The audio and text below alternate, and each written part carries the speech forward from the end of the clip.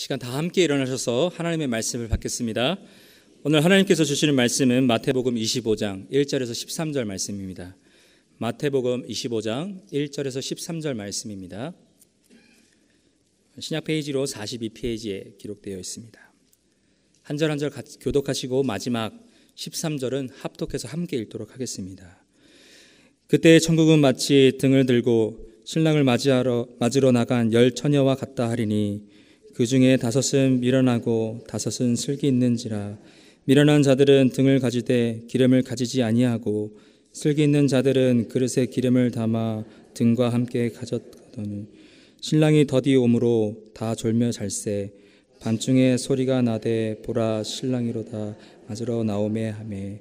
이에 그 처녀들이 다 일어나 등을 준비할세. 미련한 자들이 슬기 있는 자들에게 이르되 우리 등불이 꺼져가니 너희 기름을 좀 나눠달라 하거늘. 슬기 있는 자들이 대답하여 이르되 우리와 너희가 쓰기 다 부족할까 하노니 차라리 파는 자들에게 가서 너희 쓸 것을 사라 하니. 그들이 사러 간 사이에 신랑이 오므로 준비하였던 자들은 함께 혼인잔치에 들어가고 문이 닫힌지라. 그 후에 남은 처녀들이 와서 이르되 주여 주여 우리에게 열어주소서. 대답하여 이르되 진실로 너에게 이르노니 내가 너희를 알지 못하노라 하였으니라. 그런즉 깨어있으라. 너희는 그 날과 그 때를 알지 못하느니라. 아멘. 오늘은 우리 초대교회 성도들처럼 서로 한번 옆에 인사하시기 바랍니다. 마라나타. 좀 웃으면서 하시면 좋겠습니다. 오늘 교회 오시다가 폴리스에게 티켓을 받으셨는지 좀 어두운 것 같아요. 다시 한번 인사합시다. 마라나타. 네, 우리가 아까 찬송도 불렀지만 이 마라나타는 우리 예수님 어서 오시옵소서라는 신앙의 고백인 것입니다. 우리 2018년 1월 25일 미국의 핵과학자 회보는 기자회견을 열어서 그 운명의 날 시계 분침을 23시 58분 00초 이렇게 조정을 했다라고 합니다. 이것은 1953년 미국과 소련이 수소폭탄을 실험했을 때와 같은 그 시각이라고 말하고 있습니다. 바로 인류의 멸망이 2분 전으로 다가왔다라는 그런 말입니다. 우리가 믿음의 눈으로 말씀을 드리면 바로 예수님의 재림이 문 앞에 이르렀다라고도 말씀을 드릴 수 있습니다. 그리고 올 2월 11일에 소천하신 그 빌리 그레함 목사님께서 이 세상이 노아의 시대로 돌아가고 있다 이렇게 한탄하셨다고 합니다. 또 오늘 24장 성경 말씀에 보시면 이 감람산에 예수님이 앉아 계실 때에 제자들이 나와서 이렇게 물어봅니다. 선생님, 이 세상 끝날에는 어떤 징조가 있겠습니까? 그때 예수님께서는 거짓 선지자들이 많이 일어날 것이다. 그리고 사람들의 미혹이 많이 있을 것이다. 또 처처의 전쟁과 기근과 지진이 있을 것이다. 그리고 성도들에 대한 핍박이 있을 것인데 천국 복음이 이 땅끝 온 세상에 전파되면 그때 세상의 종말이 올 것이다. 오늘 말씀은 바로 이 24장과 이어지는 그런 말씀입니다. 이 예수님이 경고하신 말씀 가운데 이제 종말의 두 종류의 사람들이 있다라고 말씀을 합니다. 그때 그 사람들이 어떤 행동을 하느냐에 따라서 어떤 준비를 하느냐에 따라서 한 부류의 사람들은 구원을 받게 되고 또 다른 부류의 사람들은 버려움을 당하게 된다라고 교훈을 하고 있는 것입니다. 첫 번째 우리가 함께 보실 것은 25장 2절 말씀입니다. 2절 말씀에 보면 그 중에 5은 미련하고 5은 슬기 있는지라. 혹시 여러분들 차를 운전하시다가 아마 이런 경험을 하신 분들이 있을 것입니다. 한참 운전하는 중에 갑자기 그 주유 계기판에 노란불이 깜빡깜빡하고 들어옵니다. 이것은 바로 기름이 얼마 남지 않았으니 속히 가스 스테이션에 가서 기름을 채워야 된다라는 경고등입니다. 그런데 지금 내 차는 노칼 도로를 다니는 것이 아니라 프리웨이를 달리고 있습니다. 앞으로 20마일, 30마일 정도 더 가야 가스 스테이션이 있습니다. 그렇다면 우리의 마음이 어떻겠습니까? 아마 가슴이 조마조마할 것입니다. 가다가 혹시 차가 프리웨이 중간에 쓰지는 않을까? 어떤 낭패를 당하지 아니할까? 이런 경험을 아마 거의 다 해보셨을 것입니다. 그러나 그 경험이 오늘 본문의 말씀과 비교해 보면은 마치 빙상의 일각처럼 느껴지는 것을 우리가 볼 수가 있습니다. 여기에 등장하는 10명의 들러리들이 있는데 먼저 5 들러리가 있습니다. 5 처녀들이 있습니다. 그들을 가리켜 성경은 미련하다라고 얘기하고 있습니다. 헬라어로는 모로스라고 쓰고 있고 게으르고 나태하고 계획이 없고 준비가 부족하다. 이 미련하다라는 표현을 우리가 다른 말로 표현을 하면은 어리석다라고도 쓸 수가 있는 것입니다. 성경 마태복음 7장 26절 말씀해 보시면 나의 이 말을 듣고 행치 아니하는 자는 그 집을 모래 위에 지은 어리석은 사람 같으리니 비가 내리고 창수가 나고 바람이 불어 그 집에 부딪힘에 무너져 그 무너짐이 심하니라. 이렇게 표현하고 있습니다. 그리고 또 한 사람을 우리가 볼 수가 있습니다. 누가복음 7장 26절로 누가복음 12장 16절에서 20절 말씀입니다. 또 비유로 저에게 일러 가라사대 한 부자가 그 밭에 소출이 풍성하매 심중에 생각하여 가로되 내가 곡식 쌓아둘 곳이 없으니 어찌할꼬 하고 또 가로되 내가 이렇게 하리라 내 곡간을 헐고 더 크게 짓고 내 모든 곡식과 물건을 거기 쌓아두리라. 또 내 영혼에게 이르되 영혼아 여러 해 쓸 물건을 많이 쌓아두었으니 평안히 쉬고 먹고 마시고 출고하자 하리라 하되 하나님은 이르시되 어리석은 자여 오늘 밤에 내 영혼을 도로 찾으리니 그러면 내 준비한 것이 네 것이 되겠느냐 하셨으니. 여기에 2 종류의 어리석은 자가 나오는 것을 우리가 볼 수가 있습니다. 그리고 또 나아가 오늘 본문에 또 어리석은 미련한 5 처녀가 있는 것을 우리가 볼 수 있다라는 것입니다. 이 미련한 처녀들은요, 등은 가지고 있었으나 그 등불을 오래도록 지속도록 밝힐 수 있는 기름을 가지지 아니하였다라고 분명히 말씀을 하고 있습니다. 이 예수님의 이 모습을 당시의 시대의 모습으로 설명하면 이렇습니다. 당시 신부들의 결혼 나이는 10대 중반이었다라고 합니다. 그리고 이 결혼잔치의 바로 하이라이트는 최대의 관심은 신랑이 신부집에 가서 잘 준비하고 있는 그 신부와 들러리들을 자기 집으로 데리고 와서 이제 7일 동안 결혼잔치를 여는데 그 모습이 있는 것입니다.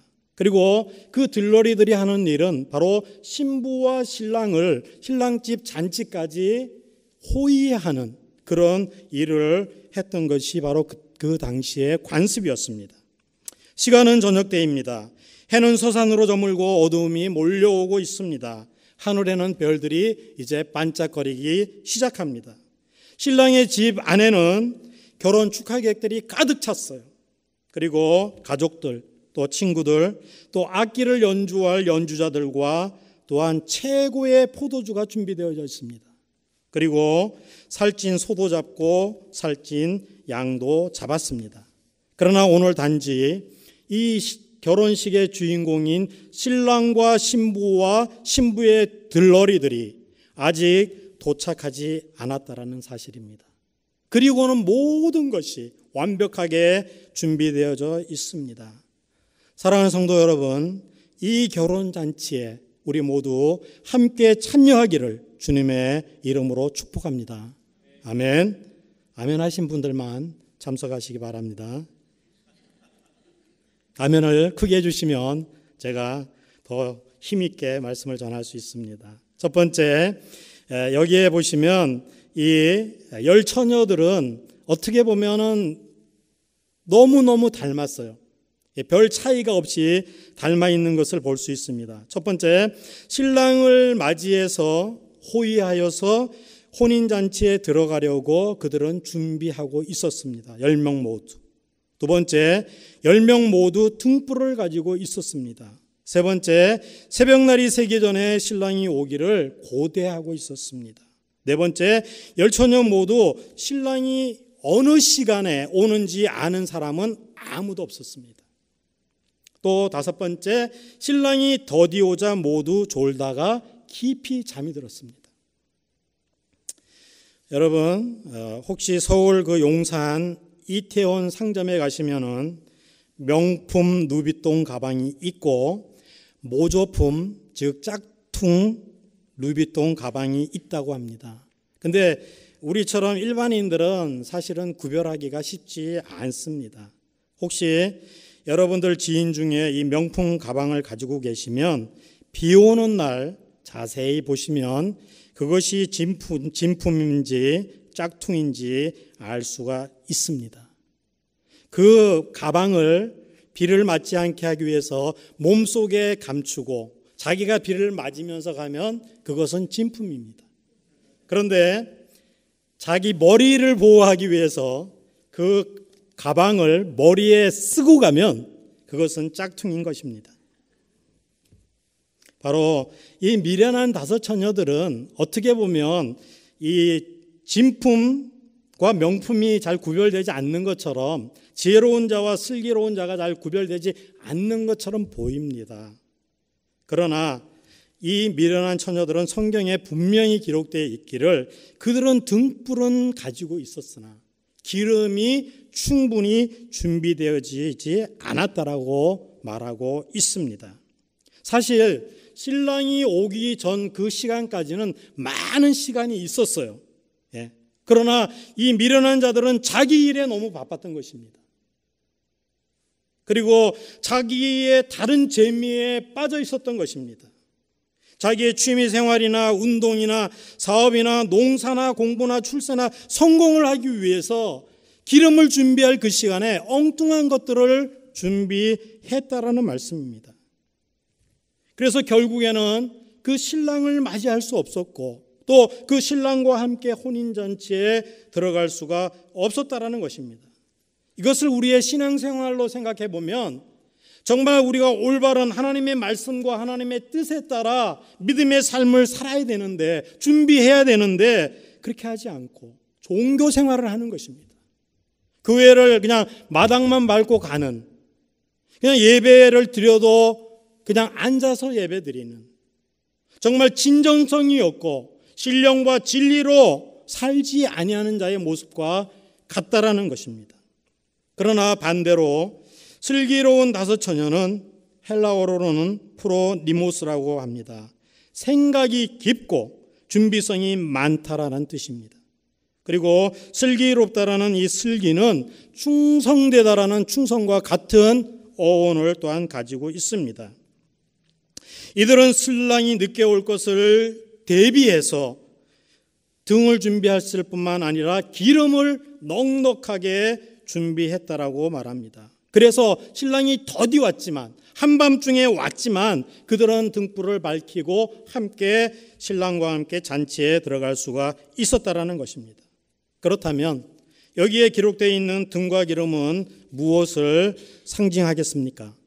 풀빛 주석은 등은 우리들의 믿음이라고 얘기하였고 기름은 믿음에서 나오는 선한 행실이라고 얘기하고 있습니다.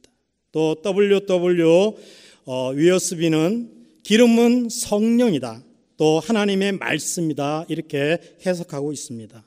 존 파이프 목사님께서는 기름은 성도들의 참된 영성이다 이렇게 해석하셨습니다. 물론 맞습니다. 그러나 우리가 성경을 해석할 때 한 단어도 중요하지만 전체적인 오늘 본문의 맥락은요, 바로 여기서 등불은 우리 성도들의 외형적인 신앙생활의 모습을 가리키고 있습니다. 우리가 교회에 출석하는 것, 또 교회에서 봉사하는 것, 또 섬기는 것, 전도하는 것, 그리고 헌금을 드리는 것 등등입니다. 그리고 기름은 우리 성도들의 내면적인 믿음의 생활을 말하고 있습니다. 예배를 드리는 것, 그 다음에 우리가 기도하는 것, 또 하나님과 깊은 우리가 교제하는 그 큐티 같은 것, 또 말씀을 묵상하는 것, 이런 생활입니다. 기름이 없는 등이 소용이 없듯이 등이 없는 기름 역시도 별 의미가 없습니다. 이것은 밸런스가 맞아야 되는 것이죠. 그래서 우리가 바로 등불뿐만 아니라 기름을 우리가 충분하게 준비해야 될 것입니다. 두 번째 우리가 말씀을 함께 나누는 것은 25장 5절 말씀입니다. 25장 5절 말씀, 신랑이 더디움으로 다 졸며 잘세. 이 신랑을 기다리던 열처녀들이 신랑이 지체가 되고 있습니다. 그러다가 이 들러리들이 이제 꾸벅꾸벅 졸기 시작합니다. 그리고 이들이 처음부터 졸은 것은 결코 아닐 것입니다.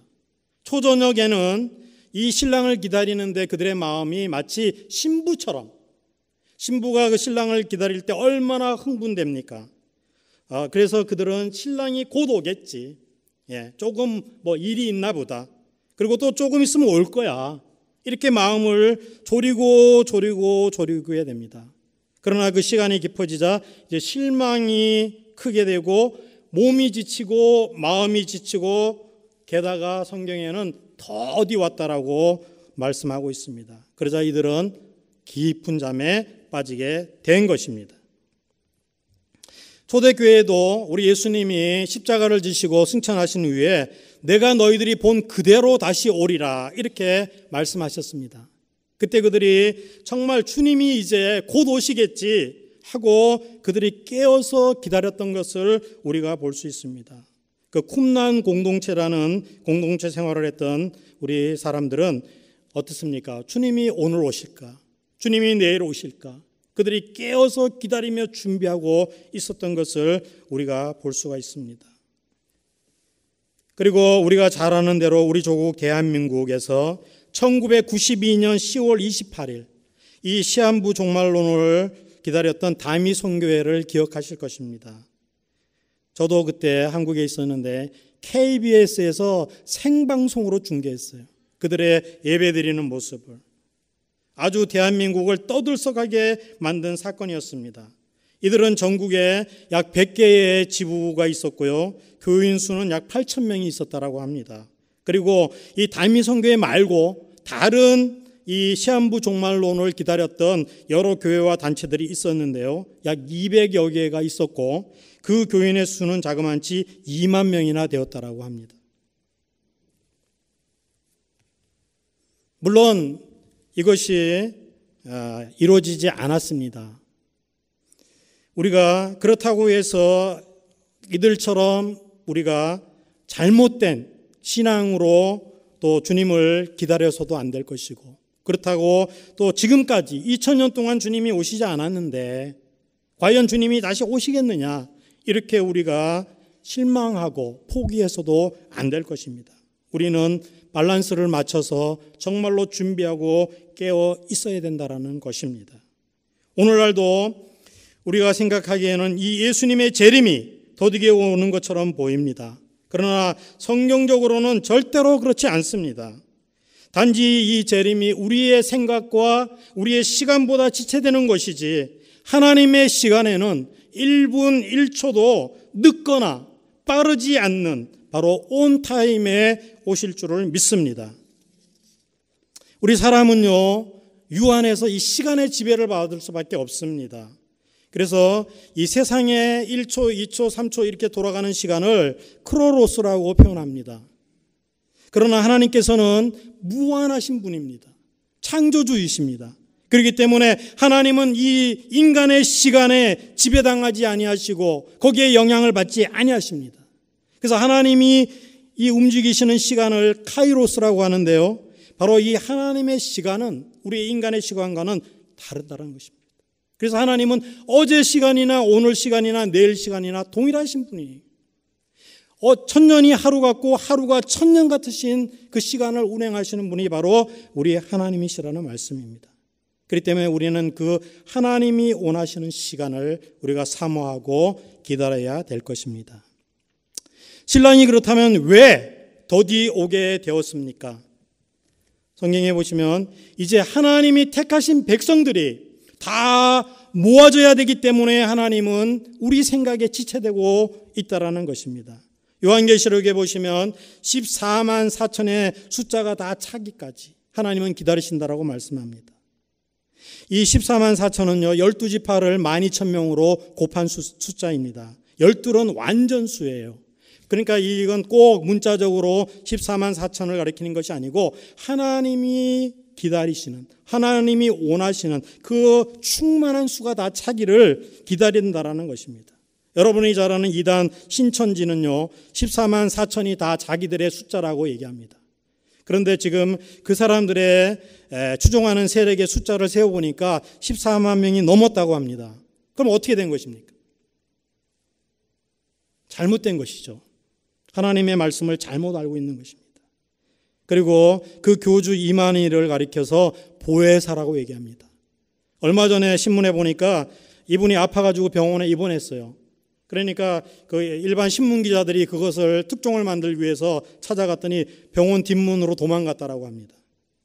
무슨 보혜사가 병원에 가야 되고 무슨 보혜사가 도망을 다니고 말이 안 되는 것이죠. 우리는 이런 이단에 속지 말아야 될 것입니다.